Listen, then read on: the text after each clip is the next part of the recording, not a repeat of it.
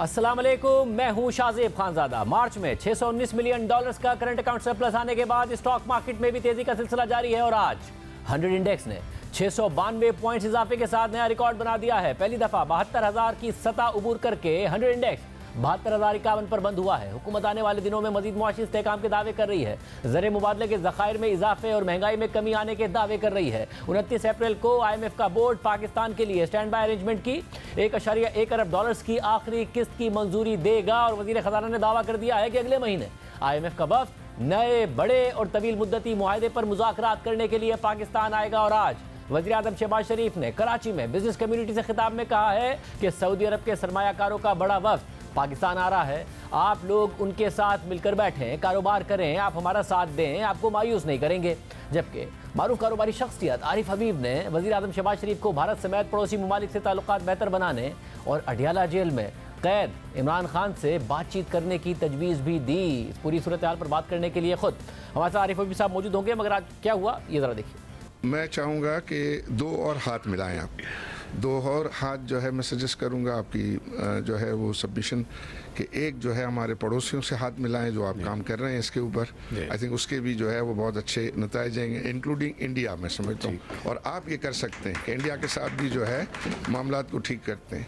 दूसरा जो अडियाला के बासी हैं उनके साथ भी आप हाथ मिलाएं, वहाँ भी मामलात को जो है वो बेहतर करने और वो आप कर सकते हैं। ये इंतहाई शफाफ होगी privatisation, free of any obstacle, bureaucratic delay, कतन उसकी इजाज़त नहीं होगी। आप आएँ, अपने कॉम्बिनेशन बनाएं, जॉइंट वेंचर्स बनाएं, बाहर से अच्छी कंपनी लेके आएँ, चाहे वो PIA है, चाहे वो आउटसोर्सिंग ऑफ एयरपोर्ट्स है, चाहे वो डिस्कोस हैं। अल्टीमेटली उसमें भी आपसे मशवरा करेंगे। आप देखें जो आपके SOEs हैं, इससे सारी चीज़ों को आप जमा कर लें तो साल के अरबों खरबों हमारे जो going down the drain. Saudi Arabia का डेलीगेशन आ रहा है पाकिस्तान, अगले महीने मैं जा रहा हूँ चंद दिनों में, and we are expecting a high part business delegation from Saudi Arabia. मैं आपको उनके साथ बिठाऊंगा B2B, आप उनको खाना खिलाएं, निहारी खिलाएं और उसके कबाब खिलाएं, उनको उनसे बिजनेस करें। That is the way forward. Arif Habib साहब हमारे साथ मौजूद हैं। इकोनॉमी के हवाले से भी उनसे बात होगी, जो आज मामला इस पर भी बात करता है। साहब बहुत शुक्रिया हमें शो में ज्वाइन करने के लिए। साहब इमरान खान साहब के ज़माने से ही बिजनेस कम्युनिटी ज़ाहिर है जनरल बाजवा से भी मुलाकात करती थी, फिर वज़ीर आज़म इमरान खान साहब से भी मुलाकात करती थी, वो तसलसल रहा। अभी भी आर्मी चीफ साहब से भी गालिबन बिजनेस कम्युनिटी की मुलाकातें हुई हैं और अब वज़ीर आज़म शहबाज शरीफ साहब से भी मुलाकातें हुई हैं। आपने अडियाला के बासी की बात की, उनसे जवाब नहीं दिया उन्होंने। आपको नहीं लगा कि गलत शख्सियत से बात कर ली आपने? किसी और मुलाकात में किसी और शख्सियत से बात करनी थी आपको? नहीं, हमने और शख्सियत से भी बात की है। और जब अगर आपका इशारा जो है चीफ ऑफ आर्मी स्टाफ की तरफ से है तो हमने अपनी पहली मीटिंग में ये बात उनके सामने रखी थी कि हमारे पाकिस्तान में जो ये पॉलिटिकल पोलराइजेशन है इससे जो है वो पाकिस्तान का नुकसान हो रहा है और इसको ख़त्म होना चाहिए और इसके लिए जो है हमें इक़दाम करने चाहिए। बल्कि सिर्फ इन्हीं को नहीं, बल्कि मुझे याद है कि जब इमरान खान प्राइम मिनिस्टर थे तो प्राइम मिनिस्टर हाउस में जब उनके साथ हम मीटिंग कर रहे थे पाकिस्तान बिजनेस काउंसिल के प्लेटफॉर्म से और उसमें तमाम कैबिनेट मिनिस्टर्स भी बैठे हुए थे, उस वक्त वो दिन था जब ये है कि बख्तावर की शादी थी। तो मैंने उनको कहा कि आप फ़ोन उठाइए, जरदारी साहब को मुबारकबाद दीजिए उनकी शादी की। और उस दिन बिलावल को जो है वो कोविड हुआ था, तो मैंने उनसे कहा कि आप फ़ोन उठा के बिलावल को भी जो है वो विश करें। और फिर शहबाज शरीफ साहब को फ़ोन करें, उनकी मदर का इंतकाल हुआ था, तो ये आप जो है वो करें। तो what I am trying to say कि हम जहाँ जहाँ हमें अगर कोई मौका मिलता है तो हम ये अजान देते हैं, ये बात जो है मुल्क की मैशत को इकोनॉमिक स्टेबिलिटी के लिए पॉलिटिकल स्टेबिलिटी की जरूरत है। ठीक है, ये बात ठीक है। मगर मैं जानना चाह रहा हूँ आर्मी चीफ से जब आपने बात की तो उन्होंने क्या जवाब दिया, और जब आप इमरान खान साहब की बता रहे हैं कि आपने उनको शहबाज शरीफ को बख्तावर साहब साहिबा के हवाले से, बिलावल के हवाले से कहा, इमरान खान ने उस वक्त क्या जवाब दिया आपको? इमरान खान ने कहा कि मैंने ट्वीट जो है वो कर दिया है। तो मैंने कहा ट्वीट काफ़ी नहीं है, आप कॉल करें। तो उन्होंने कहा आरिफ आप मुझसे वो बात करें जो मैं कर सकता हूँ। तो एनी हाउ उनका वो जवाब था जो है वो चीफ साहब ने कहा कि पोलराइजेशन जो है वो ऐसा नहीं है जैसा आप देख रहे हैं। उसमें तमाम पॉलिटिकल पार्टीज़ तो जो है वो साथ हैं, सिर्फ एक ही पार्टीज़ जो है वो डिफरेंट डायरेक्शन में है। तो बहरहाल ये आइडिया ये होता है कि कोई ज़ाहिर है बहस मुबाहिसा तो करना मकसूद नहीं होता। मकसूद तो ये होता है कि लोगों की दिल की आवाज़ जो है वो पहुंचाई जाए कि हम जहां ऑपरेट करते हैं वहां लोग जो है वो कैसा सोचते हैं और क्या चाहते हैं। तो ये कहना तो आसान है जो बात हमने की और मैंने की, लेकिन ज़ाहिर है उसको अचीव करना जो है उसको वो बहुत बड़ा टास्क होता है। लेकिन कम से कम उसकी इब्तिदा तो है ना, कोई इसकी बात तो जो है वो हो। और फिर दूसरा शाहज़ेब भाई, आप जानते हैं दुनिया भर में जितने भी कॉन्फ्लिक्ट्स होते हैं उनका आखिरी हल जो है वो टेबल पे ही आता है ना, डायलॉग से आता है, बातचीत से जो है वो उसके हल निकलते हैं। तो हमें तो यही सिखाया गया बचपन से और अभी तक भी जो है यही बात हो रही है, दुनिया भर में ये बात हो रही है। तो उसमें कम से कम ये जो है वो बात करना, फिर मैं ये समझता हूँ, मुझे ये कहा गया कि भाई आप राइट क्वार्टर में आपने बात नहीं की, तो मैं समझता हूँ कि शहबाज शरीफ में बहुत अहलियत है।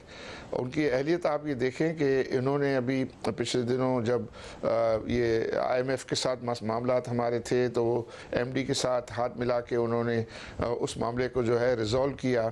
फिर वो तमाम जो दूसरी पार्टीज़ थी, कोलिशन पार्टीज़, उनको जो है वो मैनेज किया। फिर वो अपने मियां नवाज शरीफ साहब के जो मामलात थे उसके सबको हल करने में उन्होंने एक रोल प्ले किया। तो कुछ तो है ना कि जिसकी वजह से वो सारे मामलात को जो है वो ये हल करने में कामयाब हुए हैं। और अभी भी वो मुख्तलिफ जो हेड ऑफ स्टेट्स वगैरह से मिलते हैं तो उनके अंदर कोई ईगो का इशू है नहीं, तो वो जो है उन चीज़ों को बेहतर जो है वो हैंडल कर रहे हैं। और मुझे फिर ये बताएगा कि फिर वो आप लोगों से भी सरमायाकारी की और सबकी बात कर रहे हैं, दावे भी कर रहे हैं। अब मसला ये है कि ऐसी बहुत सारी मुलाकातों में 2018-19 से हम सुनते आ रहे हैं सऊदी अरब की सरमायाकारी आएगी, वहाँ के सरमायाकारी आएंगे, B2B होगा, G2G होगा, मगर हुआ नहीं है। इस दफ़ा क्या आपको उम्मीद है ओवरऑल एक पॉजिटिव रिस्पांस स्टॉक मार्केट का नजर आ रहा है? महंगाई ज़ाहिर नीचे ज़रूर आ रही है मगर बुलंद सतह पर है, शरह सूद में एक्सपेक्टेशन ज़रूर है आगे नीचे जाने की मगर बुलंद सतह पर है। क्या वाकई ऐसे इशारे हैं कि इकोनॉमी में एक अच्छा सेंटीमेंट हो और आगे की बेहतर उम्मीद हो? जी बिल्कुल। आई थिंक मैंने ये कहा, अगर आपने वो मेरे सुना हो तो मैंने कहा कि जब आप 1.5 साल पहले थे तो वो रशिया यूक्रेन कॉन्फ्लिक्ट था और वो हेडविंड चल रही थी और कमोडिटी सुपर साइकिल चल रहा था और उसमें हमारे यहाँ पॉलिटिकल इंस्टेबिलिटी हो गई, तो राइट डिसीशंस नहीं हो रहे थे इकोनॉमिक। लेकिन इस दफ़ा जो है मैं समझता हूँ कि हेडविंड रुक गई है, बल्कि मैं तो ये कहूँगा कि अब टेलविंड जो है वो शुरू हो गई है कि हमारा जो है इन्फ्लेशन नीचे आ रहा है। IMF ने कहा है कि हम अगले साल का एवरेज इन्फ्लेशन जो है वो 12% कम होगा। मतलब वो कहते हैं कि 25 से इस दफ़ा का जो एवरेज है उसका अगले साल फाइनेंशियल ईयर में वो 13% का प्रेडिक्ट करते हैं। तो आप इमेजिन कीजिए कि अगर ये इतना इन्फ्लेशन नीचे जाता है तो अगर इंटरेस्ट रेट कम होंगे तो पाकिस्तान के कितनी बड़ी स्पेस मिलेगी। मुझे तो लगता है 2.5-3 ट्रिलियन रुपीस की स्पेस जो है इंटरेस्ट रेट कम होने से जो है बजट को मिलेगी। फिर प्राइवेटाइजेशन होगी तो उसमें चांसेस हैं कि 1.5-2 ट्रिलियन है, और अगर हम पब्लिक प्राइवेट पार्टनरशिप में डेवलपमेंट एक्सपेंडिचर करें तो 1-8 ट्रिलियन। तो ये जो, और फिर स्टेट बैंक ने जो है वो उनका इंक्रीमेंटल प्रॉफिट है 1 ट्रिलियन का। मगर मसला ये ना कि जैसे ही फिस्कल स्पेस पैदा होता है हम एक्सपेंशनरी मोड में जाते हैं, करंट अकाउंट डेफिसिट क्रिएट करते हैं, बस्ट करते हैं, वापसी साइकिल में आ जाते हैं। इस दफ़ा आपको ये उम्मीद है कि सबक सीख लिया है पॉलिसी मेकर्स ने? जो मौजूदा फाइनेंस मिनिस्टर हैं उनको आप बतौर बिजनेसमैन भी अच्छी तरीके से जानते हैं माजी से, आपको लग रहा है कि वाकई प्राइवेटाइजेशन की बात हो रही है तो होगी, रिफॉर्म्स की बात हो रही है तो होगी, हम वापस एक साइकिल से नहीं गुजर रहे हैं और फिर वापस यही नहीं खड़े होंगे? नहीं, ये जो आप डाउट एक्सप्रेस कर रहे हैं वो ज़रूर डाउट एक्सप्रेस होना चाहिए, लेकिन एज ए पाकिस्तानी जो है हमें उम्मीद करनी चाहिए कि जो सही सही चीज़ें हैं ये होंगी। और अगर हम ये नहीं करेंगे तो अब तो हमारे पास कोई मार्जिन ही नहीं है ना। अब तो हम बहुत मुश्किल से डिफ़ॉल्ट होते होते हम जो है वो बच के निकले हैं। तो उसमें अगर हम ये चीज़ों को जो है वो बेहतर नहीं करेंगे, ठीक नहीं करेंगे, देखिए हमारे Pakistani companies have done very well. आपने देखा होगा कि उनकी गवर्नेंस बेहतर हुई है, उनकी प्रॉफिटेबिलिटी जो है वो बेहतर हुई है, लेकिन कंट्री रिस्क जिसकी वजह से कोई पाकिस्तान को देखना नहीं चाहता था। तो हमारे यहाँ नेगेटिव ख़बरें जो है बहुत अरसे तक रही हैं। अब कुछ पॉजिटिव ख़बरें, रुपया जो है वो स्टेबल हुआ है, करंट अकाउंट सरप्लस आया है, ये स्टॉक एक्सचेंज ने जो है वो किया है, प्राइवेटाइजेशन की बातें हो रही हैं। PIA का भी जो प्राइवेटाइजेशन के लिए स्ट्रक्चर है वो बहुत अच्छा स्ट्रक्चर जो है वो बनाया गया है। तो जिसके ऐसा लगता है कि ये स्ट्रक्चर जो है वो डेफिनेटली ये कामयाब होंगे इसके अंदर। उस स्ट्रक्चर की बिना पे मैं कह रहा हूँ। साहब, और ये जो मार्च में हुआ, मार्च में एक सरप्लस आया, उसके बारे में जाहिर कहा जा रहा है कि वन टाइम है, ईद का सीजन था, दूसरे इनफ्लोज के साथ साथ रेमिटेंसेस बहुत ज़्यादा अच्छी आई, दूसरी ट्रांसफर्स के साथ साथ, इसलिए एक सरप्लस आ गया। ये सस्टेनेबल नहीं होगा, हम एक ऐसे ट्रैप में फंस गए हैं जिसमें इन्फ्लेशन अपनी जगह पर है, ग्रोथ 1-2% है। आपको इस ट्रैप से निकलते हम नजर आ रहे हो, कुछ सस्टेनेबल बुनियादों पर कि हमारे रिजर्व्स भी बिल्ड हो जाएं और एक हेल्दी इकोनॉमी हम बन जाएं? नहीं, इसमें आपकी ये जो आपने जिन चीज़ों पर इशारा किया है वो सही बात है, लेकिन साथ साथ इसको भी ना भूलें कि इस दफ़ा ट्रेड डेफिसिट हमारा जो है वो ज़्यादा हुआ है। $600 मिलियन जो है इस महीने में ज़्यादा हुआ है। तो उसको भी लेते हुए आप जो $1 बिलियन रिमिटेंस अगर ज़्यादा आया है तो 600 मिलियन हमारा ट्रेड डेफिसिट भी बढ़ा है, तो उसको भी आप एडजस्ट करने के बाद ये नंबर जो है वो आया है। और वैसे भी मैं देख रहा था शाहज़ेब भाई कि हमारा जो टोटल फॉरेन करेंसी डेट है ये हमारे पिछले 10 साल के करंट अकाउंट डेफिसिट के बराबर है। तो हमने ऐसे भी साल देखेंगे 18-20 बिलियन का करंट अकाउंट डेफिसिट कर दिया, और वो हमने जो है वो डॉलर्स बोरो करके अपने सर पे जो है वो फॉरेन करेंसी के अंबार लगा दिए या कर दिया। अगर हम करंट अकाउंट डेफिसिट को, या एक नारा जो लगाते थे वो मिफ्ता इस्माइल साहब के, our import should not be more than our exports and remittances, तो उसको लेके चलें तो आई थिंक स्टेट बैंक ने अभी रिसेंट पीरियड में बहुत अच्छा इसको मैनेज किया है। आपने देखे कि ये इस साल में शायद ये तीसरा करंट अकाउंट सरप्लस था। तो मतलब वो ये मैं कह रहा हूँ कि यस, हमने अपना ये मैच पिछले जो है वो बहुत हार गए, वाइट वॉश हो गया हमारे ऊपर, लेकिन इसका मतलब ये तो नहीं है कि हम खेलना ही छोड़ देंगे। हम मतलब ये है कि नए सिरे से कामों को जो है वो ठीक करने की कोशिश तो करेंगे ना सब लोग, और बात करेंगे इसकी कि भाई ये चीज़ें जो पहले गलतियाँ हुई हैं वो दोहराई ना जाएं। और अब आई थिंक जो मीडिया की वजह से लोगों का नॉलेज भी बहुत अच्छा हो गया है। नॉलेज पहले ये है इस्लामाबाद में इतना लोगों को जो है नॉलेज नहीं हो, लेकिन अब नॉलेज लेवल जो है वो पहले से काफ़ी बेहतर है। हमारे रिसर्च हाउसेस वगैरह अच्छी रिपोर्ट्स निकालते हैं, बताते हैं। तो मुझे हमें मतलब उम्मीद करनी चाहिए कि अब ये हम माजी वाली गलतियां जो है वो दोबारा नहीं करेंगे, और हम सही फैसले जो है वो करते चलेंगे। और अगर वो सही फैसले करते चलें तो आप भी जानते हैं कि इंशाल्लाह फिर देर नहीं लगेगी कि हम सही तरीके से सेहतमंद हो जाएं। बहुत शुक्रिया। प्रोग्राम में आगे बढ़ते हैं। एक तरफ पीपल्स पार्टी दावा कर रही है कि 8 फरवरी के इलेक्शन के बाद तहरीक इंसाफ ने वफाक में हुकूमत बनाने का मौका ज़ाया कर दिया, पीपल्स पार्टी की ऑफर ठुकरा दी, उनसे बात करने के लिए तैयार नहीं हुई। और दूसरी तरफ अब जब तहरीक इंसाफ ऑपोजिशन में है तो मुसलसल कन्फ्यूजन का शिकार नजर आ रही है। आज पूरा दिन चेयरमैन पब्लिक अकाउंट्स कमेटी के मामले पर तहरीक इंसाफ कंफ्यूजन का शिकार रही। तहरीक इंसाफ पहले ही इमरान खान के कहने पर पब्लिक अकाउंट्स कमेटी की सरबराही के लिए शेर अफजल मरवत का नाम दे चुकी है।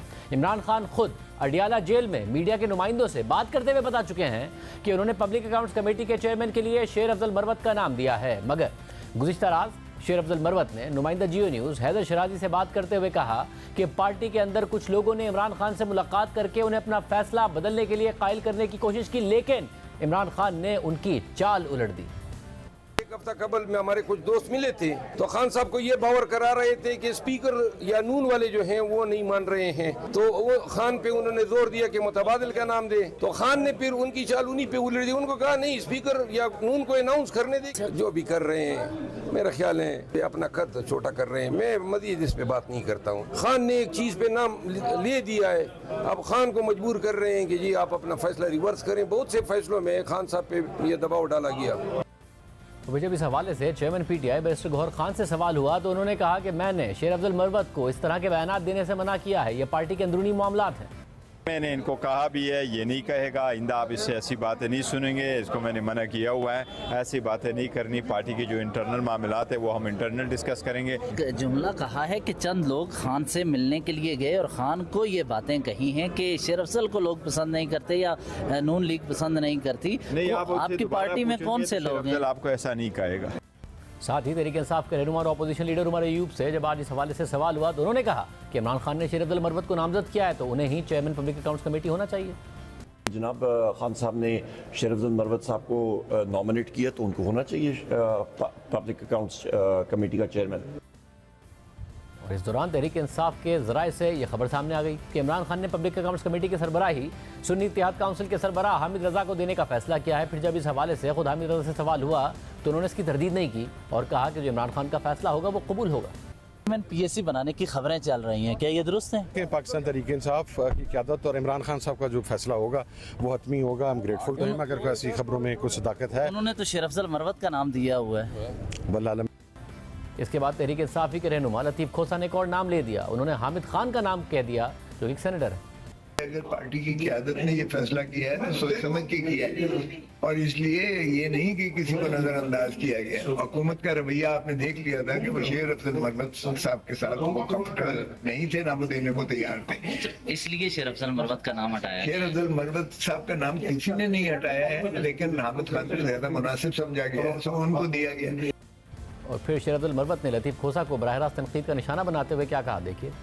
सरदार लतीफ़ खोसा साहब हमारे बुजुर्ग हैं, लेकिन दिन के 10-15 मिनट वो हालत वजद में ज़रूर आते हैं और फिर वजदानी बातें करते हैं। आज कौमी असम्बली की स्टैंडिंग कमेटी के लिए वो सेनेटर को सरबराह बना रहे हैं, तो इसके लिए तो आईनी तरमीम दरकार होगी, बल्कि पूरी आइन का खाका ही चेंज करना पड़ेगा। मेरा ख्याल है कि गलती खोसा साहब की नहीं है, गलती उस रिपोर्टर की है। उन्होंने हामिद रज़ा के बजाय हामिद रज़ा साहब के बजाय हामिद खान कह दिया। तो हामिद रज़ा का नाम आ रहा है क्या? नहीं, नाम तो काफ़ी सारे आ रहे हैं ना, सब हमारे दोस्त हैं, भाई हैं, तो अगर नाम आ रहे हैं आने दे। इसके बाद खुद लतीफ़ खोसा ने हामिद खान का नाम लेने वाले अपने पहले बयान को गलतफहमी करार दे दिया। गलतफहमी हुई है। मैं चलता आ रहा था तो किसी ने कहा कि जी शेर अफजल मरवत को साइड लाइन करके तो हामिद खान को बना दिया गया। तो मैंने कहा कि अगर पार्टी ने किया है तो वो सीनियर शख्स है, लेकिन ये तो मैंने खुद बाद में ये देखा कि भाई ये तो हामिद खान साहब तो सेनेट में है, सेनेटर जो है वो सेनेटर नहीं बन सकते, नहीं बन सकता है। पब्लिक अकाउंट कमेटी का चेयरमैन वही बन सकता है जो कौमी असम्बली का मेंबर हो। और दूसरे दिन एक नए बयान के हवाले से कन्फ्यूजन का शिकार हो जाती है पाकिस्तान तहरीक इंसाफ। कभी वो बयान इमरान खान साहब से मंसूब होता है, ये बात भी इमरान खान साहब से मंसूब है कि उन्होंने ही शेर अब्दुल मरवत के हवाले से कहा था, मगर फिर ये क्या हो रहा है। जियो न्यूज़ के नुमाइंदे हैदर शराजी हमारे साथ मौजूद हैं। हैदर शराजी, बहुत शुक्रिया, आप ही ने तकरीबन तमाम रहनुमाओं से बात की, आप ही को जो बयान दिया शेर अब्दुल मरवत साहब ने उससे कंट्रोवर्सी पैदा हुई कि जी मेरे खिलाफ जो लोग हैं वो इमरान खान साहब को जाके कन्विंस कर रहे हैं। खोसा साहब ने तो चले अपनी क्लैरिफिकेशन दे दी, मगर अभी तक ये नहीं पता चल रहा है कि शेर अब्दुल मरवत साहब ही बन रहे हैं, कोई और बन रहा है, हामिद रज़ा खान साहब बन रहे हैं। ये क्या हो रहा है तहरीक इंसाफ में? देखिए, शेर अफजल मरवत के हवाले से जब फोकल पर्सन जो इमरान खान के थे अडयाला जेल मुलाकातों के हवाले से, तब भी यही कन्फ्यूजन फैलाई गई और एक प्लान तरतीब दिया गया। शेर अफजल मरवत बाहर हो गए, आउट कर दिए गए। उस वक्त भी बैरिस्टर गोहर वाज़े तौर पर कह रहे थे कि शेर अफजल मरवत का नाम नहीं हटाया जा रहा, एडिशन नामों की हुई है। उस वक्त बाद में हटा दिया गया। एक मरतबा फिर अब ये बात सामने आ रही है कि इमरान खान ने शेर अफजल मरवत को चेयरमैन PCA के लिए नाम उनका तजवीज़ किया है और इससे कबल फोकल पर्सन के लिए भी इमरान खान ने खुद नाम तजवीज़ किया था। और इस वक्त शेर अफजल मरवत के हवाले से जब ये तमाम बातें हुई, अब फाइनल स्टेज में ये मरहला जा रहा है, तो पार्टी में ये कन्फ्यूजन बहुत ज़्यादा है। पार्टी के मुतअद्दिद रहनुमाओं से मेरी ये बात हुई है, अपोजिशन लीडर उमर अयूब से अभी चंद लम्हे कबल मेरी गुफ्तगू हुई। उन्होंने कहा कि इमरान खान की जानिब से कोई नई हदायत जारी नहीं हुई, शेर अफजल मरवत ही हैं, ये कोट ऑन कोट उनकी जानिब से कहा जा रहा है। लेकिन याद रहे कि PTI की जानिब से शिबली फराज का नाम बहुत अहम है इन सारी चीज़ों में, क्योंकि जिस वक्त फोकल पर्सन की तब्दीली का मामला भी था तो शिबली फराज उस वक्त एक कोर कमेटी मेरे सोर्सेज बता रहे हैं, उस वक्त उन्होंने लड़ाई की थी कि फोकल पर्सन सियासी क़यादत को मिलने नहीं दे रहे, हमें आगे आने दिया जाए। उस वक्त भी यही हुआ, शेर अफजल मरवत साइड पे हो गए। अब भी पार्टी के मुतअद्दिद रहनुमा इस वक्त शिबली फराज के हवाले से सवाल कर रहे हैं। और गुज़िश्ता रोज़ जब शेर अफजल मरवत ने कहा कि चंद रहनुमा बानी PTI से मिले और कहा कि शेर अफजल के ऊपर स्पीकर कौमी असम्बली या नून लीग को तहफ़्फ़ुज़ात हैं, ऐसा कुछ नहीं कहा था। PTI के अपने ही रहनुमाओं ने इमरान खान से गलत बयानी की है। ये तो दावा शेर अफजल मरवत कर रहे हैं, लेकिन पार्टी के मुतअद्दिद रहनुमा या बड़ी तादाद में जो कि इस वक्त सुन्नी इत्तेहाद कौंसिल में बाइस मजबूरी या फिर बल्ले के निशान जाने की वजह से वो वहाँ मौजूद हैं, वो ये कह रहे हैं कि बानी PTI का अलग से शेर अफजल पर एतमाद है, लेकिन इस एतमाद के हवाले से पार्टी के अंदर से ही कुछ लोग बानी PTI से को जाकर कुछ और बात कर रहे हैं। ये जो इंटरनल पॉलिटिक्स है, इसमें हम मुसलसल देखते हैं शेर अफजल मरवत साहब ज़ाहिर मुतादिद कंट्रोवर्सीज का मरकज़ भी रहते हैं, मगर ये भी वो गिला करते हैं कि पार्टी के अंदर से ही कभी सोशल मीडिया पर कभी किसी तरीके से मेरे खिलाफ कैंपेन होती है या फिर ये सियासत होती है। ये मसला हल क्यों नहीं हो रहा है पार्टी के अंदर?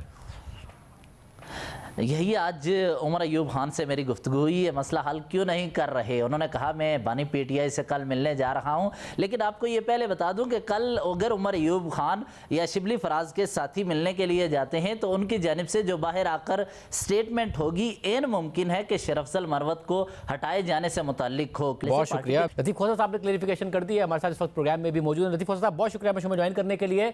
ज़रा आपने लतीफ़ खोसा साहब जो बयान दिया आपने तो क्लैरिफिकेशन कर दी कि एक मिसकम्युनिकेशन हो गई थी, सवाल को आप सही नहीं समझे, मगर पार्टी के अंदर खुद अब शेर अफजल मरवत साहब कह रहे हैं उनके खिलाफ सियासत हो रही है, इमरान खान साहब के कान भरे जा रहे हैं, उन्हें कहा जा रहा है कि इन्हें पब्लिक अकाउंट्स कमेटी चेयरमैन ना बनाया जाए। आपकी पार्टी मुश्किलात का शिकार है, मगर उसके बावजूद अंदरूनी इख्तलाफात से आगे नहीं बढ़ पा रही है। देखें शाहज़ैब खानदार साहब, ऐसी कोई बात नहीं है। पार्टी की पार्लिमानी पार्टी में ये डिस्कशन ज़रूर हुई थी जिसका इजहार शेर अफजल मरवत साहब ने किया। पहले तो मैं जब आया ही हूँ पार्लियामेंट के अंदर दाखिल ही हुआ हूँ तो किसी ने मुझे कहा कि जी हामिद खान को बना दिया गया और फलां को साइड लाइन कर दिया गया है। तो मैंने कहा भाई ये पार्टी की डिसीजंस इंटरनल होती हैं, जिसको वो मुनासिब समझते हैं जिस जगह पर। हालांकि हामिद खान साहब तो सेनेटर हैं और ये तो MNA ही सिर्फ बन सकता है। बाहर कैफ चूँकि मैं जा रहा था तो जाते हुए जब आप सवाल बाज़-औक़ात करते हैं तो उससे भी कन्फ्यूजन क्रिएट हो जाती है। बाकी रहा ये है कि अभी तक जो मैंने वहाँ महसूस किया, अभी तक खान साहब ने कोई ऐसा जो है वो नहीं दी कि किसी और को जो है नामजद किया गया हो। मसला ये है कि पिछले दिनों अब जैसे एक और बयान सामने आया, रऊफ हसन साहब ने कहा कि जी बहुत डील ऑफर हो रही है, इमरान खान साहब नहीं मान रहे हैं। फिर अलीमा खान साहिबा ने भी यही कहा, मगर इमरान खान साहब ने खुद जब सहाफ़ियों से बात की तो उन्होंने कहा कि मुझसे कोई नहीं मिलने आया, ना ही मुझे कोई पैगाम आया। फिर गौहर खान साहब ने भी मुलाकात के बाद यही कहा कि इमरान खान साहब ने हमें बताया कि हमें कोई पैगाम नहीं आया, ना ही पार्टी को कोई पैगाम आया है। तो ये इतनी मल्टीपल मैसेजिंग क्यों हो रही है पार्टी की तरफ से? लेकिन वैसे देखें, अब हम बात करते हैं, आप बात करते हैं कि जी कंसिलिएशन होनी चाहिए। पहले ये तो तय पा जाए कि इसमें who is playing the shots, हुकूमत है किसकी। अगर तो ये हुकूमत इतनी बेबस है मोहतरम शहबाज शरीफ साहब की कि वो वज़ीर ख़जाना अपना नहीं रख सकते हैं, वज़ीर दाखिला अपना नहीं रख सकते हैं और कहीं और से जो है डोरियाँ खींची जा सकती हैं। अब पंजाब हुकूमत की बात करते हैं, पंजाब हुकूमत की सारी ब्यूरोक्रेसी वही की वही है। कभी ऐसा हुआ है कि नई हुकूमत बने और वो IG भी वही पुराना हो और एडमिनिस्ट्रेशन भी वही पुरानी हो और पॉलिसी भी वही पुरानी, वही जो है रिप्रेशन हो। जब सब इतना ही पुराना है तो आपने और दीगर रहनुमाओं ने उम्मीद का इजहार किया था कि अप्रैल में इमरान खान साहब रिहा हो जाएंगे। अब इमरान खान साहब ने कल खुद अलीमा खान साहब से कहा, जिन्होंने मीडिया पर आके बताया कि मुझे नहीं लगता मुझे सितंबर अक्टूबर तक बाहर आऊँगा मैं, मुझे इनका इरादा है सितंबर अक्टूबर तक जेल में रखने का। आपको फिर उन हालात को देखते हुए क्या लग रहा है? वो अप्रैल में तो बहुत कम दिन बचे हैं बाकी। देखिए आज मैंने जो है जो इनका अल-कादर यूनिवर्सिटी ट्रस्ट का जो केस है, मैंने आज से रासिल बहस करके तकमील कर दी, मुकम्मल कर दी ज़मानत की। और मेरा नहीं ख्याल कि कोई चीज़ भी रुकावट हो सकती है सिवाय इसके कि प्रोसिक्यूटर ने तारीख गिड़गिड़ा के ली और वो सोमवार को उन्हें हुक्म हुई है कि आप इसको यकसू कीजिएगा, आप अपनी बहस को मुकम्मल करें। तो सोमवार को ये इंशाल्लाह अल-कादर ट्रस्ट की ज़मानत हो जाएगी। साइफ़र वाले में कल लगा हुआ है, साइफ़र वाले में भी प्रोसिक्यूशन जो है इसको तवालत दे रही है। साइफ़र आपके सामने है, साइफ़र का वजूद नहीं है, ना कोई इंस्ट्रूमेंट ना कोई डॉक्यूमेंट पेश किया गया है, ना किसी को पता है साइफ़र का मतन क्या है। तो मुझे बताएं कि ऑब्जर्वेशंस आपके सामने लाउड एंड क्लियर हैं। साइफ़र जो है वो फॉरेन मिनिस्ट्री में वो तो डी कोड करने से वहाँ से हटाया ही नहीं जा सकता है, वो एक ट्रांसक्रिप्ट उसका बनाया जाता है। उस पेपर के अगर जो कहीं गुम हो जाता है तो वो पेपर के गुम होने पर कभी सजाएं नहीं होती हैं, ना ही वो कागजात को प्राइम मिनिस्टर अपनी जेब में संभाल के रखते हैं। ये तो तो आज़म खान को अगर जवाबदेही होनी चाहिए थी तो होती, लेकिन आज़म खान जब उठा कर ले गए हैं, उसका सॉफ्टवेयर उसका अपडेट कर दिया गया है, तो वो जो है उसके बाद बयानात देने शुरू कर दिए। उसकी धेले की अहमियत नहीं है कानून के हिसाब से, कानूनी शहादत के हिसाब से। सो वो मुझे कोई शायबा नहीं है कि वो भी अगले हफ्ते यकसू हो जाएगा। आपके सामने जो है इद्दत का केस, इद्दत के केस में भी रिजवान अब्बासी साहब जो प्रोसिक्यूटर हैं वो बार बार जो है उसको लंबा कर रहे हैं। वो भी इसी हफ्ते, ये जो आ रहा है या इसी हफ्ते थर्सडे को वो लगा हुआ है जुमरा, वो भी इंशाल्लाह आप देखेंगे कि बरी हो जाएंगे।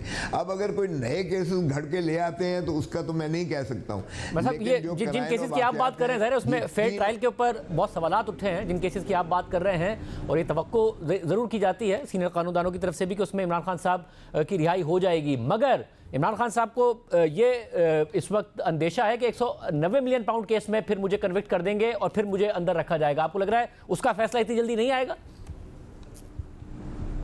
देखिए, 90 मिलियन पाउंड का केस आज जो मैंने बहस की है उसमें किसी हिसाब से भी सज़ा नहीं हो सकती है। इनका अपना जो गवाह है PW6 जो इनका चीफ है, वो उसने ही बड़ा वाज़े तौर पर कह दिया कि 90 मिलियन पाउंड जो कि अल मशरिक बैंक से लंदन से आया, उसकी अकाउंट सीधा का सीधा वो सुप्रीम कोर्ट के अकाउंट में आया, और अब मौजूदा चीफ जस्टिस साहब ने उसको ख़जाने में वापस उसी तरह भेज दिया है। उसमें कोई देला भी इंटरसेप्शन इधर उधर नहीं हुई है।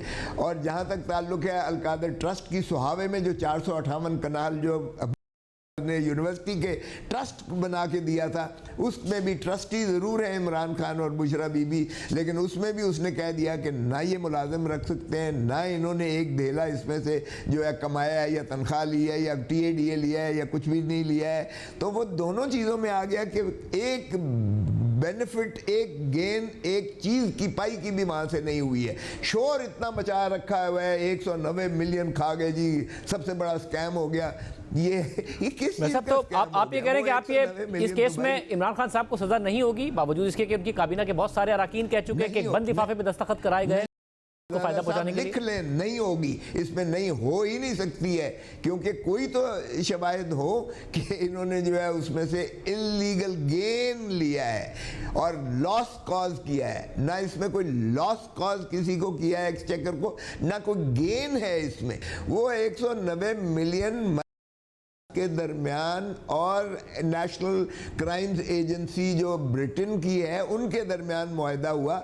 ये देखें, पाकिस्तानी पुलिस नहीं थी, माफ़ कीजिएगा, और ना ही वो पाकिस्तानी अदालतें थी, वो लंदन की जो है डिस्ट्रिक्ट। मगर उन्होंने नेशनल क्राइम एजेंसी ने तो बाकायदा अपनी प्रेस रिलीज में कहा था कि हमने रियासत पाकिस्तान को ये पैसा वापस किया है, मगर वो सुप्रीम कोर्ट में जो अकाउंट था उसमें जाके एडजस्ट हो गया था। अब वो चीफ जस्टिस ने जरूर वापस किया है, मगर फिर काबीना के जो अरकान थे इमरान खान के, उन्होंने बताया कि बंद लिफाफे पे हमसे दस्तखत करा लिए थे। देखें, बंद लिफाफा इसलिए क्योंकि वो एक कॉन्फिडेंशियलिटी का एग्रीमेंट था, उनके अपने लॉज में है कि कॉन्फिडेंशियलिटी का एग्रीमेंट। अब इन्होंने नेशनल क्राइम्स एजेंसी से MLA के तहत जो है म्यूचुअल लीगल असिस्टेंस के तहत इन्होंने वो चीज़ें मांगी हैं। अरे खुदारा, आपके पास वो आई नहीं है अभी तक, और वो काबीना की मीटिंग से पहले बैंक में आ चुका था सुप्रीम कोर्ट के अकाउंट में। अब काजी ये सवाल भी तो थोड़ा सा उल्टा सवाल पैदा होता है कि काबीना की मीटिंग से अप्रूवल बाद में लिया, पैसे पहले ही आ गए थे, सुप्रीम कोर्ट के अकाउंट में एडजस्ट करा दिए गए थे।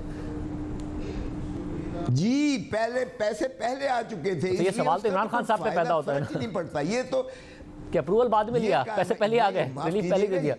ये जी बिल्कुल, पैसे पहले आ चुके थे और उसमें कोई ताल्लुक इमरान खान का नहीं था और ना ही हुकूमत पाकिस्तान का था। वो की फैमिली के और नेशनल क्राइम्स एजेंसी के दरमियान एक मुआहदा हुआ, जिसको वहाँ के जज ने अप्रूव किया। अल मशरिक बैंक से सीधा अकाउंट पहले ही आ गया। ये कार्रवाई नैब ने और शहजाद अकबर ने अपने खाते में डालने की कोशिश की और कैबिनेट के सामने बाद में अप्रूवल करवाई। सो इसमें से तो कोई फर्क ही नहीं पड़ता है। सवाल ये है कि शहजाद अकबर ने, आप कह रहे शहजाद अकबर ने गलती करके फंसवा दिया।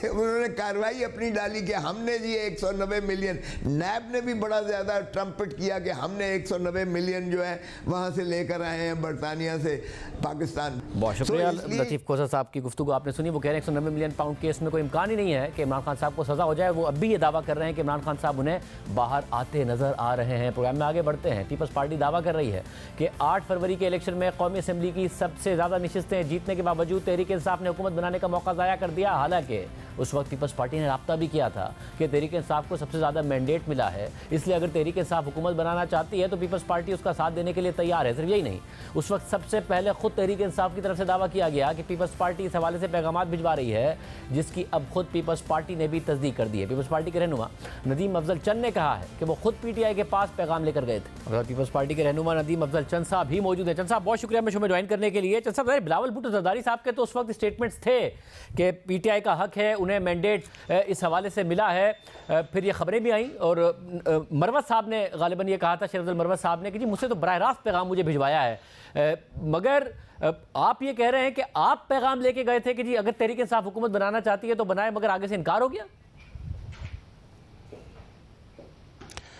नहीं, पहली बात तो मैं ये कर दूं कि हमें कोई जरदारी साहब ने या पार्टी ने नहीं कहा था कि आप जाएं। क्योंकि मेरा अपना तल्लक पीटीआई के लोगों से दोस्ती थी और हमने अपनी पार्टी के अंदर भी डिस्कशन की और उसके बाद फिर मैं खुद क्योंकि जो गौर साहब थे वो मेरे वकील भी रहे हैं 5-10 साल, उनसे मेरा बड़ा अच्छा तल्लक है। चौधरी तजाज़ हसन के चैम्बर में होते थे और आमर डोगर साहब और ये सारे लोग हम कुलीग रहे हैं, तो मैं उनके साथ मेरी अच्छी डिस्कशन, अब भी डिस्कशन होती रहती है ऑफ द कैमरा, हर वक्त हम आपस में मिलते जुलते रहते हैं। लेकिन वो चीज़ जब डिस्कस हुई तो उस वक्त मैंने उनको ओपन कहा, मैंने कहा आपके पास इस वक्त सीट्स हैं तो आप आएँ, आप हम पीपल्स पार्टी के साथ मुज़ाकरात करें, बैठ के बात करें। गौर साहब को 2 दफ़ा मैं मिला तो मैंने कहा अपनी पिटीशन की भी, मैंने इलेक्शन पिटीशन के लिए भी उनसे डिस्कशन की और भी बहुत सारे हमारे 2-3 वकील क्लाइंट थे जिन्हें डिस्कशन की, तो उन्होंने कहा हम बात करके बताएंगे। उन्होंने फिर कहा नहीं, हमारे चेयरमैन नहीं मानते, हम किसी सूरत बात नहीं करेंगे। हमने कहा अगर आपने हुकूमत, उन्होंने कहा हमने हुकूमत नहीं बनानी, कमज़ोर हुकूमत, हमने कहा आपने नहीं बनानी तो आप बिलावल को वज़ीर आज़म बनाएं। तो बड़ी क्लियर मैंने तो उनसे, सच्ची बात है, मैं चाहता था क्योंकि मेरा इसमें बिलीव है कि पॉलिटिकल डायलॉग के बगैर मुल्क आगे नहीं चल सकता। वैसे मगर ये भी तो मुमकिन है कि उन्होंने आपके पास जब पार्टी का मैंडेट नहीं था इसलिए वो ना माने हो क्या? भाई आप जरदारी साहब या बिलावल भुट्टो जरदारी साहब की तरफ से ऑफर लेकर आए तो बात होगी। आप तो कह रहे हैं कि आपने खुद ने इनिशिएटिव लिया था। नहीं, मुझे उन्होंने कोई डिमांड नहीं की कि आप पार्टी का मैंडेट लेके आएँ।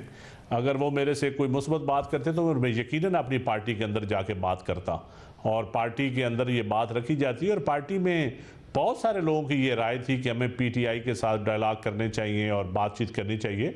हमारी ये डिस्कशन हुई, लेकिन आपको पता है कि मौजूदा हुकूमत के साथ भी ये भी बड़ी हमारी टफ 2 दिन डिस्कशन हुई CEC में कि नून लीग के साथ किस तरह डील करनी है, बैठना है नहीं बैठना है, बड़ी डिटेल डिस्कशन हुई। तो ये पॉलिटिकल प्योर पार्टी तो हमेशा अपने ऑप्शन ओपन रखती है और रखने भी चाहिए। इससे पहले भी हम तो पॉलिटिकल पार्टीज के साथ डायलॉग करते हैं। आपने ऑफर तो कर दी, मगर क्या ग्राउंड रियलिटी में ये हो सकता था, ये मुमकिन था कि आप जो इस वक्त मामलात इस्टेब्लिशमेंट के साथ तहरीक इंसाफ के चल रहे हैं, आप तहरीक इंसाफ की हुकूमत बनवा देते कि जी आइए आप हुकूमत बनाइए, ये मुमकिन होता? तो हो सकता है हम इस्टेब्लिशमेंट के साथ भी उनकी सुलह करवा देते। इस्टेब्लिशमेंट की मर्जी से ही हम करते हैं ना, इस्टेब्लिशमेंट की मर्जी के बगैर ऐसा कैसे हो सकता है? तो वो हम उनकी सुलह, हम ये पोलराइजेशन, ये शिद्दत ख़त्म करनी हो तो फिर बातचीत करनी पड़ेगी ना। जिन लोगों से लड़ाई जारी है, हम ये चाहते हैं कि ये इदारों के ऊपर जो बयानात हो, ये जो इस वक्त टेंशन बनी हुई है, इस टेंशन को कौन ख़त्म करेगा? और पीपल्स पार्टी के अलावा कोई और ख़त्म नहीं कर सकता। ये मैं आज भी आपको बात बता रहा हूँ कि पीपल्स पार्टी सब जमातों से और सब इदारों से बात कर सकती है। साहब, मगर जब आप कह रहे हैं कि हम सुलह करा देते, आप ये क्योंकि आप ज़ाहिर ग्राउंड रियलिटीज़ जानते हैं, आप तहरीक इंसाफ में हुकूमत का भी हिस्सा रहे, इमरान खान साहब को भी आपने करीब से देखा, पाकिस्तान की सियासत को भी आप बहुत करीब से जानते हैं। आप ये कह रहे हैं कि इसका बाकायदा मौका था कि सुलह कराने में पीपल्स पार्टी कामयाब हो जाती अगर तहरीक इंसाफ आपके साथ इत्तेहाद कर लेती? देखिए, मेरे ख्याल में शाहजेब भाई, आप देखें कि काफ लीग के साथ जब हमने कोalition हुकूमत बनाई थी, उससे मुश्किल मरला तो नहीं था। नून लीग जिस जगह दौर में आसफ अली जरदारी को 11 साल जेल में रखा गया, ज़बान काटी गई, क्या क्या नहीं हुआ, लेकिन फिर चार्टर ऑफ डेमोक्रेसी शहीद बीबी और मियां नवाज शरीफ साहब ने किया, फिर हमने हुकूमतें भी इकट्ठी बनाई, फिर हम कोलिशन पार्टनर्स भी रहे, तो क्या मुमकिन हुआ? जुल्फ़िकार अली भुट्टो शहीद के फांसी के बाद MRD बनी, वो लोग जो कोहला के पुल पे भुट्टो शहीद को लटकाने की बातें करते थे वही सारे MRD की तारीख का हिस्सा बने। तो ये पाकिस्तान की सियासत में ये सारे काम हुए और हो सकते हैं। देखिए ये कई दफ़ा कई वाक़यात होते हैं, उससे गलतफहमियाँ जन्म लेती हैं, लेकिन कई वाक़यात ऐसे होते हैं जहाँ दोस्तियाँ भी हो जाती हैं। और मुझे आप ये कह रहे हैं कि एक दोस्ती का मौका था कि आपसे दोस्ती होती तो एस्टैब्लिशमेंट से भी दोस्ती हो जाती। देखिए मेरे ख्याल में हम आसफ अली जरदारी साहब को, मेरा ज़ाती आज भी ये ख्याल है कि आप आसफ अली जरदारी साहब को जब ये मैंडेट मिलेगा पार्टीज़ की तरफ से या तमाम स्टेक होल्डर की तरफ से, तो मैं ये दावे से कहता हूँ कि तमाम पॉलिटिकल पार्टीज़ के अंदर जो पोलराइजेशन है, जो शिद्दत है, जो नफ़रत है, जो उस वक्त अदम इस्तेकाम है, ये 5 दिन में ख़त्म हो जाएगा। वैसे मगर इस वक्त जो डायरेक्शन है उसमें मैं फिर कहूँगा कि आप क्योंकि कॉन्स्टिट्यूंसी पॉलिटिक्स करते हैं तो आपको पता है कि क्या ग्राउंड रियलिटीज़ हैं, मगर इमरान खान साहब ने बाकायदा तौर पर एक वोट बैंक अपना इंटैक्ट भी किया है और उसको गेन भी करने में सीटें वो कामयाब हुए, जो उनका दावा है कि उन्हें उससे महरूम किया गया। उनके लिए पॉलिटिक्स काम कर रही है। उन्होंने पिछले दिनों भी जो बयानात दिए हैं वो अगर आगे बढ़ना चाहते हैं इसी के साथ, तो आपको नहीं लगता कि पहली दफ़ा कोई कामयाब हो सकता है? उनका कॉन्फिडेंस कोई गलत नहीं है? देखिए ये मैं उनके साथ भी रहा हूँ, मेरी उनसे बातचीत उस वक्त कैबिनेट में भी होती थी और बड़े हॉक्स थे जो कहते थे कि खान साहब आपका बयानिया कमज़ोर हो जाएगा, खान साहब अगर आपने नून लीग या पीपल्स पार्टी के साथ बातचीत की तो ये हो जाएगा। फिर उन्हीं खान साहब ने मियां नवाज शरीफ को खुद वकालत करके बाहर भेजा, फिर उन्हीं खान साहब ने बैठ के बाजवा साहब को सारी पॉलिटिकल पार्टीज़ के साथ बैठ के एक्सटेंशन दी, वो सारे मामलात हुए। इलेक्शन कमीशन मुत्तफ़िका लगा, चीफ इलेक्शन जो मौजूदा इलेक्शन कमीशन है ये खान साहब ने और अपोजिशन ने मुत्तफ़िका लगाया था ना, तो बड़े बड़े काम हुए। लेकिन इस वक्त मैं समझता हूँ कि उनकी हुकूमत सूबाई हुकूमत चली, वफाक में हुकूमत नून लीग की थी, सूबाई हुकूमत अच्छे तरीके से चलती रही, पीपल्स पार्टी और फेडरल में वफाक में PTI की हुकूमत थी, अच्छे तरीके से चलती रही हुकूमत। ठीक है अब कई मामलात ख़राब हुए, कई ठीक हुए, CCI एक प्रॉपर फोरम है। सियासत में कोई दुश्मनियां नहीं होती, सियासत में फ्लेक्सिबिलिटी होती है, हट दरमी नहीं चलती, डायलॉग एंगेजमेंट ये चलता है सियासत में। वैसे क्योंकि आपने कहा कि आप बड़ा करीब रहे, आपने बड़ा करीब से इमरान खान साहब को देखा, एक इंटरव्यू में आपने गालिबन ये कहा कि इतने करीबी और मिसाली ताल्लुकात थे कि आज भी नहीं है जो इमरान खान साहब और जनरल बाजवा और जनरल फैज़ हमीद के हुआ करते थे। और आपने ये भी कहा कि किसी एक मौके पर जनरल बाजवा ने यह तक कहा कि हम क्या करें, इमरान खान को कहा कि अपोजिशन को फांसी पर लटका दें। ये क्यों नौबत आई ये बात कहने की जनरल बाजवा को? क्या हुआ था, क्या वाक़या था? देखें बहुत अच्छे ताल्लुकात थे और मैं समझता हूँ कि मुझे ये बात मेरे लिए बड़ी हैरान कुन थी। मैं उस वक्त समझता था कि शायद इस्टेब्लिशमेंट जो है वो ज़्यादा अपोजिशन को विक्टिमाइजेशन की तरफ लेके जा रही है, लेकिन जब मैंने ऐसी बातें सुनी तो एक दिन मैंने खुद बाजवा साहब से कहा, मैंने कहा आप क्यों नून लीग को या इन चीज़ों को, आप दूसरी जमातों को, पीपल्स पार्टी को आप इस तरह दीवार के साथ लगवा रहे हैं?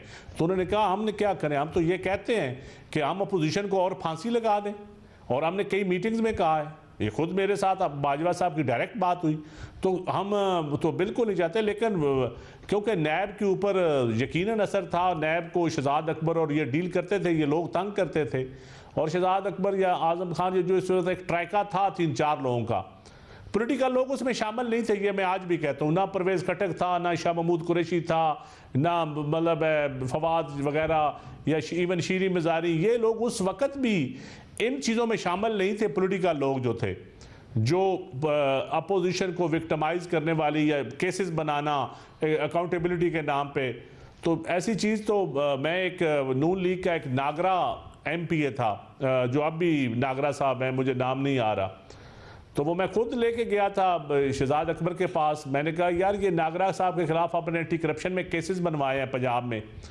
तो उसने कहा इनको कहें पार्टी चेंज कर लें। मैंने कहा मैं तो ऐसी बात नहीं करूंगा इनके साथ, मैं तो ये कह रहा हूँ अगर ये गुनहगार हैं तो इनको सजा दें, इनके साथ ज्यादती ना हो, बेशक नून लीग के साथ है, मैं खुद उनको लेके, तो ऐसी बातें होती थी। मैं यही तो हम बहस करते थे कि ये नहीं होना चाहिए। अगर उस वक्त गलत था तो आज भी गलत है, ये आज भी नहीं होना चाहिए, ये पहले भी गलत होता रहा। हम तो ये दुरुस्त है कि वो ये जब सिलसिला टूटेगा उसी वक्त मुल्क आगे बढ़ेगा, मगर ये चॉइस नॉन पॉलिटिकल लोगों को इतना इख्तियार देने की तो खुद इमरान खान साहब की थी ना। आपने तो खुद ने एक वाकया बताया कि जनरल फैज़ हमीद के हवाले से उन्होंने आपको अमीर हुसैन साहब चौधरी अमीर हुसैन साहब को आप चाह रहे थे सियालकोट से टिकट मिल जाए, आपने कहा भी गालिबन इमरान खान साहब मान भी गए थे, मगर फिर खान साहब ने कहा जनरल फैज़ हमीद नहीं मान रहा। अरे टिकटों के मामले में तो फैज़ साहब की काफ़ी मदाखलत थी और फैज़ साहब से पूछ के वो टिकट देते थे, लेकिन कई मामलों में उन्होंने नहीं भी दिए फैज़ साहब से पूछ के। लेकिन अमीर हुसैन का टिकट तो मैं खुद, क्योंकि मैंने कहा था, फार्मूला दिया था कि फिरदौस आशिक अवान को स्पेशल सीट दे दें और ताहिर उदली और अमीर हुसैन को आप दे दें टिकट। वो पुराने आपके साथ खड़े हैं और आप सीनियर आदमी हैं और जीत भी वो ही सकते थे। उन्होंने कहा उनको बुलवा लें, मैंने बुलवा लिया, लेकिन अल्टीमेटली मैं उनको बनी गाला के गेट से अंदर नहीं ले जा सका। नहीं ले जा सके? खड़े रहे वो 4-5 घंटे। क्या हुआ गेट पर और क्यों नहीं ले जा सके? नहीं ले जा सके क्योंकि उनकी डायरेक्शन, मुझे ये ओन चौधरी अभी भी है, ओन चौधरी ने कहा था कि भाई वो तो फैज़ साहब ने और टिकट फैज़ साहब ने कह दिया, और बल्कि मेरे सामने ओन की और खान साहब की बात, उन्होंने कहा नहीं फैज़ साहब कहते हैं फिरदौस को टिकट देना है, फिरदौस आशिक अवान साहब को टिकट देना है, इसलिए वो 4-5 घंटे खड़े रहे, खान साहब ने बुलाया था। यस, नहीं वो हालांकि मैंने उनके कहने पे उनको सियालकोट से बुलवाया था। अमीर हुसैन साहब अभी भी याद है, आप उनसे पूछ लें। साहब मुझे ये भी बताइएगा कि तो ये गलत रवायात है ना, ये पुरानी रवायात, ये गलत रवायात है। हमने इन चीज़ों को ख़त्म करना है ना शाहजेब, इन आगे चलना है। अगर चीज़ें लगी रही तो मुल्क आगे कैसे चलेगा, इस्तेकाम कैसे आएगा? ये दुरुस्त बात है। मुझे बताएगा कि जस्टिस बाबर सत्तार की जब तैनाती हो रही थी इस्लामाबाद हाई कोर्ट में, इमरान खान साहब इससे भी खुश नहीं थे? बिल्कुल खुश नहीं थे। खान साहब ने मीटिंग में कहा कि ये तो हमारे खिलाफ लिखता है और ये हमारे खिलाफ बोलता है, इसको बिल्कुल नहीं बनने देना हमने जज। और यकीन जानिए हमने कहा नहीं ये बहुत अच्छा आदमी है वो जहांगीरी साहब, और मैंने कहा जी आइडियल लोग तो आप जज बने हैं, ऐसे लोग आएंगे, यही लोग कल को बुरे वक्त में हमें काम देंगे। ये मीटिंग में मैंने कहा ये बुरे वक्त में यही लोग काम देंगे, तो उन्होंने कहा नहीं आपको नहीं पता। मैं कहा चलो ठीक है जी। सब तो फिर उन्होंने बाद में अली मोहम्मद खान को कहा कि पार्लिमानी कमेटी में इसकी मुखालफत करो, और फिर उन्होंने मुखालफत की भी। बिल्कुल पार्लिमानी कमेटी में पीटीआई ने मुखालफत की बाबर सत्तार की। सब तो आज आप अपनी इस मौजूदा बाकी तमाम पॉलिटिकल पार्टीज उस वक्त जी, और आज आप मौजूदा हुकूमत को ये मशवरा देंगे फिर कि कदर करें जस्टिस बाबर सत्तार जैसे जजेस की, जस्टिस अतर मिनल्लाह जैसे जजेस की, बजाय इसके कि उनके खिलाफ इतना प्रोपेगेंडा हो, जो कर रहे हैं उनके खिलाफ कार्रवाई करें, क्योंकि ऐसे ही जजेस हैं जो मुश्किल वक्त में खड़े होते हैं। बिल्कुल मैं बिल्कुल कहता हूं कि बिल्कुल ऐसे जजेस की जो फ्री एंड फेयर जो भी जजेस हैं उनकी कदर करनी चाहिए, जो इस निज़ाम अदल इस घसे पटे निज़ाम अदल में, गए गुजरे निज़ाम अदल में अगर कोई अच्छा जज आपको मिल जाता है जो हवा का झोंका होता है, तो कभी हो सकता है आज वो मेरे खिलाफ फैसले दे रहे हों, लेकिन कभी अल्टीमेटली मुश्किल वक्त में वो अच्छे फैसले भी आ जाते हैं। बहुत शुक्रिया नदीम अफजल चंद साहब की गुफ्तगू आपने सुनी। एक और आम खबर है, उसके साथ आप सामने रखेंगे एक ब्रेक के बाद। सुप्रीम कोर्ट में फौजी अदालतों में सिविलियंस के ट्रायल से मुताल्लिक केस की समाअत जारी है और 6 रुकनी बेंच के सामने सवाल यह है कि इस केस को सुनने के लिए 9 रुकनी लार्जर बेंच बनेगा या 6 रुकनी बेंच ही केस सुनेगा। आज जस्टिस अमीनुद्दीन खान की सरबराही में 6 रुकनी लार्जर बेंच ने मरकजी दरख्वास्त गुजारों के एतराज़ के बाद बेंच की तश्कील का मामला एक बार फिर प्रैक्टिस एंड प्रोसीजर कमेटी को भिजवा दिया है। 6 रुकनी बेंच में justice Mohammad Ali Mazhar, justice Hasan Azhar Rizvi, justice Shahid Waheed, justice Musarrat Hilali और जस्टिस इरफान सादत खान शामिल हैं। आज की समाअत में अटॉर्नी जनरल मंसूर उस्मान अवान ने अदालत को बताया कि 20 अफराद ईद से पहले सजाएं काट कर घर जा चुके हैं, रिहाई पाने वालों की तफसील जमा करा दी है। जैसे मोहम्मद अली मजहर ने सवाल किया कि क्या रिहा होने वाले मुल्जिमान के खिलाफ अब कोई केस नहीं है। इस दौरान दरख्वास्त गुजार वकील एतजाज एहसन ने अपनी नशिस्त पर खड़े होकर कहा कि इन मुल्जिमान को सजा याफ्ता करके घर भेज दिया गया है, एक बच्चे को ट्रायल किए बगैर सजा याफ्ता किया गया, वो अब छुपता फिर रहा है। ये जो कुछ भी हुआ है बड़ा बेतरतीब सा हुआ है। अटॉर्नी जनरल की जो परफेक्शन होती है वो इस केस में नजर नहीं आई। इस पर जस्टिस अमीनुद्दीन ने पूछा कि आप जिसकी बात कर रहे हैं क्या वो अटॉर्नी जनरल की जमा कराई गई फहरिस्त में है, तो इस पर एतजाज एहसन ने जवाब दिया कि जी हाँ, वो उस फहरिस्त में शामिल है। 1 साल तक हिरासत में रहने वालों को सर्टिफिकेट तक जारी नहीं किया गया, जिसने अमीनुद्दीन ने रिमार्क्स दिए कि ऐसा कोई सर्टिफिकेट नहीं होता बल्कि ऑर्डर होता है। इसके बाद एजाज हसन और दीगर दरख्वास्त गुजार वकला ने सदा की कि 20 मुल्जिमान की हद तक जो फैसले सुनाए गए हैं वो रिकॉर्ड पर लाए जाएं। जस्टिस हसन अजहर रिजवी ने सवाल किया कि जिन 20 अफराद को सजा काटने के बाद रिहाई मिली, क्या उनके फैसले अदालती रिकॉर्ड का हिस्सा हैं? जस्टिस मुसर्रत हिलाली ने भी रिमार्क्स दिए कि फौजी अदालत के फैसले अदालती रिकॉर्ड पर लाएं। जस्टिस शाहिद वहीद ने रिमार्क्स में कहा कि फौजी अदालत के फैसले से मालूम होगा कि ट्रायल में क्या तरीकाकार अपनाया गया, जबकि जस्टिस मोहम्मद अली मजहर ने रिमार्क्स दिए कि हम देखना चाहते हैं कि मर्जी के वकील की सहूलत दी गई या नहीं। जस्टिस अमीनुद्दीन खान ने रिमार्क्स दिए कि हमने फौजी अदालतों के फैसले को सुप्रीम कोर्ट के हतमी फैसले से मशरूत कर रखा है, फिर भी अगर आप लोग कहते हैं तो हम फौजी अदालत के फैसले मंगवा लेते हैं। साबिक चीफ जस्टिस जवाद ख्वाजा के वकील ख्वाजा अहमद हुसैन ने दलाइल में कहा कि जस्टिस मंसूर अली शाह और जस्टिस याया अफरीदी के नोट की रोशनी में लार्जर बेंच बनाया जाए। जस्टिस याया अफरीदी ने राय दी कि 6 रुकनी बेंच इस केस का फैसला नहीं कर सकता। असल सवाल है कि क्या सिविलियन का फौजी अदालतों में ट्रायल हो सकता है या नहीं। इस केस पर समाअत के लिए कम से कम 9 रुकनी लार्जर बेंच बनाया जाए। जस्टिस मोहम्मद अली मजहर ने इस पर रिमार्क्स दिए कि जस्टिस याया अफरीदी की राय को जुडिशल ऑर्डर करार नहीं दिया जा सकता। ख्वाजा अहमद हुसैन ने कहा कि कमेटी ने 6 जजेस का बेंच कैसे बनाया, इसके मीटिंग मिनट्स रिकॉर्ड पर नहीं है। इस पर जस्टिस मुसर्रत हिलाली ने कहा कि अगर आपको इस बेंच पर एतराज़ है तो हम उठकर चले जाते हैं। ख्वाजा अहमद हुसैन ने सवाल किया कि मिलिट्री कोर्ट्स में सिविलियंस का ट्रायल कैसे हो सकता है, इस पर एफबी अली केस का दोबारा जायजा लेना चाहिए। जिस मुसर्रत हिलाली ने सवाल किया कि क्या एफबी अली केस हमारे सामने चैलेंज हुआ है। दरख्वास्त गुजार वकील सलमान अकरवाजा ने कहा कि रावलपिंडी बार एसोसिएशन केस का फैसला 7 रुकनी बेंच का था, इस केस को कम से कम 8 रुकनी बेंच को सुनना चाहिए। जस्टिस मोहम्मद अली मजहर ने इस पर रिमार्क्स दिए कि हाई कोर्ट में अगर जजेस का फैसला बराबरी के तनासुब से आए तो मामला रेफरी जज को जाता है, यहाँ इस केस में ऐसा नहीं हो सकता। अटॉर्नी जनरल मसूद उस्मान अवान ने कहा कि रावलपिंडी बार एसोसिएशन केस का फैसला फुल कोर्ट का था। जस्टिस इरफान सादत खान ने रिमार्क्स दिए कि रावलपिंडी बार एसोसिएशन का फैसला 7 जजेस का अक्सरियती फैसला था। फर्ज करें कि 9 रुकनी बेंच बन गया और 6 जजेस का अक्सरियती फैसला आ गया तो फिर क्या होगा। जस्टिस शाहिद वहीद ने सवाल किया कि अगर इंट्रा कोर्ट अपील में 4 जजेस अक्सरियती बुनियाद पर मरकजी दरख्वास्तों का फैसला बरकरार रखते हैं तो फिर क्या होगा। सलमान अकरवाजा ने जवाब दिया कि फिर ये 9 रुकनी बेंच का अक्सरियती फैसला तसव्वुर होगा। जस्टिस मोहम्मद अली मजहर ने सलमान अकरवाजा से सवाल किया कि ये डॉक्ट्राइन आप कहाँ से लेकर आए हैं, ये तो फिर वही 3-4 के तनासुब वाला झगड़ा शुरू हो जाएगा। इंट्रा कोर्ट अपीलों में जो भी अक्सरियती फैसला होगा वही फील्ड में बरकरार रहेगा। जस्टिस याया अफरीदी बेंच का हिस्सा थे, जब जस्टिस याया अफरीदी खुद बेंच से अलग नहीं हुए तो हम कैसे पीछे हट जाएं। जस्टिस शाहिद वहीद ने सवाल किया कि अगर प्रैक्टिस एंड प्रोसीजर कमेटी फिर फैसला करे कि यही 6 रुकनी बेंच अपीलें सुनेगा तो फिर क्या होगा। सलमान अकरवाजा ने कहा कि फिर हम इस बेंच को तस्लीम कर लेंगे। जस्टिस शाहिद वहीद ने रिमार्क दिए कि अगर फैसला 3-3 के तनासुब से आया तो मरकजी दरख्वास्तों का फैसला बरकरार रहेगा। दौरान समाअत जस्टिस मुसर्रत हिलाली का दरख्वास्त गुजार वकील एतजाज हसन से दिलचस्प मुकालमा हुआ। एतजाज हसन ने कहा कि सुप्रीम कोर्ट जब एक मामले को तय कर दे तो उसे नहीं छेड़ा जा सकता, शेर को अपनी ताकत का अंदाजा नहीं होता। जस्टिस मुसर्रत हिलाली ने इस पर रिमार्क दिए कि हमें अपनी ताकत का मुकम्मल इदराक है बैरिस्टर साहब। दौरान समाअत सियासी तज्जियाकार हफीजुल्लाह नियाजी जज्बाती हो गए और कहा कि मेरा बेटा हसन नियाजी लापता है, मेरी इससे मुलाकात नहीं हो रही है। हफीजुल्लाह नियाजी ने अदालत के सामने हाथ जोड़ दिए और कहा कि मुझे रात को नींद नहीं आती है, मेरी बेटे से मुलाकात नहीं कराई जा रही। अदालत ने इस पर अटॉर्नी जनरल को हसन नियाजी के बारे में तफसीलात मालूम करके आगाह करने की हिदायत कर दी। इसके बाद अदालत ने केस वापस प्रैक्टिस एंड प्रोसीजर कमेटी को भेजते हुए समाअत मुलतवी कर दी। प्राइमरी ब्रेक शामिल करते हैं।